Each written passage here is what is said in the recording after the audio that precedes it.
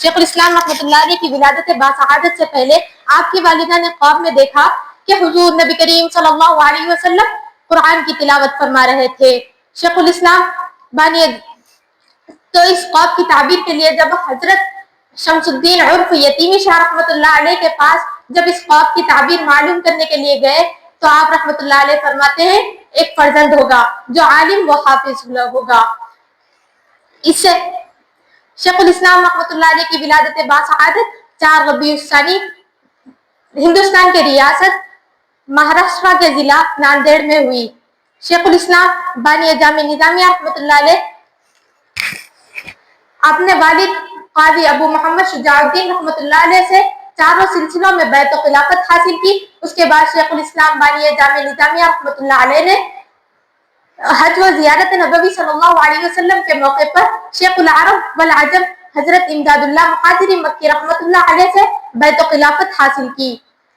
شیخ الاسلام رحمۃ اللہ علیہ کا سلسلہ نسب آپ کے والد قاضی ابو محمد شجاع الدین رحمۃ اللہ علیہ سے 39ویں پشت میں حضرت عمر فاروق رضی اللہ تعالیٰ عنہ سے جا ملتا ہے. شیخ الاسلام بانی جامع نظامیہ کی طرز زندگی. شیخ الاسلام بانی جامع نظامیہ کے اخلاق و عادات.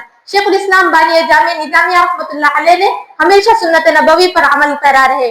کبھی دکھاوا اپنی تعریف خود پسند نہیں فرماتے تھے. شیخ الاسلام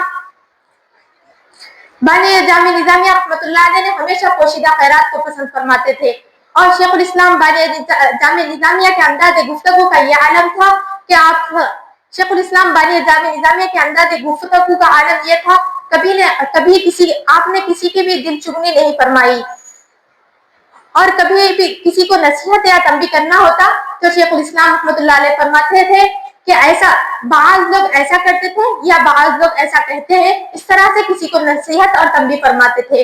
شیخ الاسلام رحمۃ اللہ علیہ کی مہمان نوازی. شیخ الاسلام رحمۃ اللہ علیہ کی مہمان نوازی دنیا میں مشہور تھی اور شیخ الاسلام رحمۃ اللہ علیہ کے دسترخوان پر عرب اور عجم کے لوگ ہمیشہ جمع رہتے تھے. شیخ الاسلام رحمۃ اللہ علیہ کی عبادت.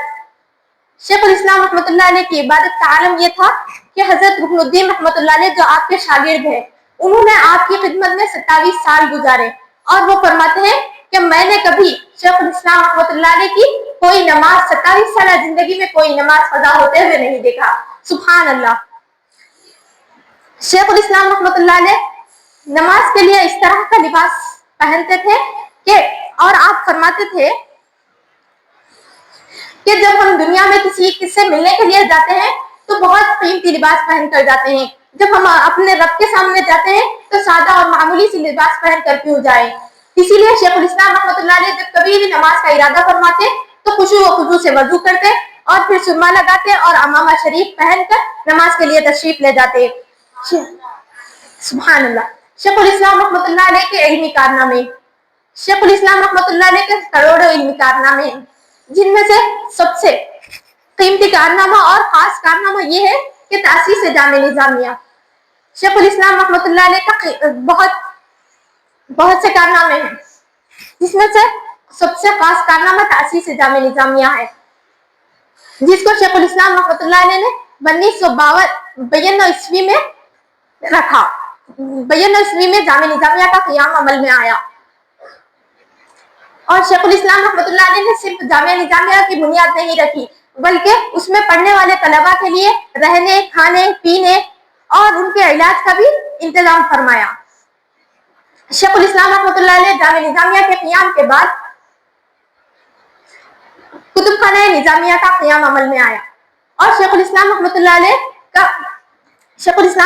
علیہ نے اس مدرسہ نظامیہ کے کتب خانے میں کئی لاکھوں کتابیں موجود ہیں جس سے آج بھی اشتناگان علوم نے اس سے علمی فائدہ حاصل کر رہے ہیں اور وہ کتب خانے میں کئی لاکھوں کتابیں ہیں اور کئی مختلف زبانات میں کتابیں موجود ہیں.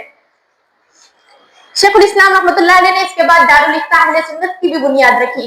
شیخ الاسلام بانی جامع نظامیہ نے دارالفتہ اہل سنت کی بنیاد رکھی جس میں 1928 عیسوی سے آج تک اس میں کئی لاکھوں فتاوی جاری کیے گئے ہیں. شیخ الاسلام بانی جامع نظامیہ نے متبرکہ اوراق کے لیے بھی ایک انجمن قائم کی جس میں متبرکات اوراق کو جمع کیا جا رہا ہے.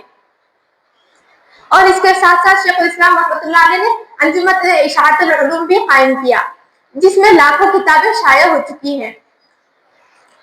اور شیخ الاسلام رحمۃ اللہ علیہ کے قلمی کارنامے.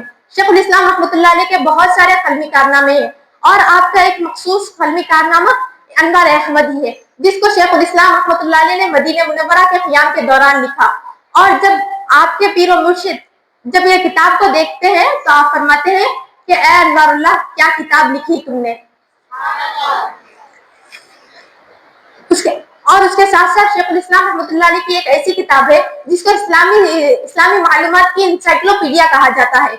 وہ مقاصد الاسلام جو 11 حصوں پر مشتمل ہے. اس میں شیخ الاسلام رحمۃ اللہ علیہ نے علم، صرف، نحو، فلسفہ، منطق، لسانیات، طباعیات، ادب وغیرہ تمام فن پر مشتمل ہے. اور شیخ الاسلام رحمۃ اللہ علیہ نے کئی فنون پر کتابیں لکھی ہیں جیسے افادۃ الافہام جس میں شیخ الاسلام رحمۃ اللہ علیہ نے بہت ساری گمراہ فرقوں کا رد فرمایا اور ایسا رد فرمایا کہ وہ گمراہ فرقے آج تک اس رد کا جواب نہیں دے سکے. سبحان اللہ. شیخ الاسلام رحمۃ اللہ علیہ اس کے علاوہ فقہ میں حقیقت الفقہ نام لکھی جس میں فقہ اور تقلید کے بارے میں ہے. آخر میں اللہ تعالیٰ سے دعا ہے کہ ہمیں کہنے سننے پر زیادہ عمل کرنے کی توفیق عطا فرمائے اور شیخ الاسلام رحمۃ اللہ علیہ کے بتائے ہوئے طریقوں پر چلنے کی توفیق عطا فرمائے. السلام علیکم ورحمۃ اللہ وبرکاتہ.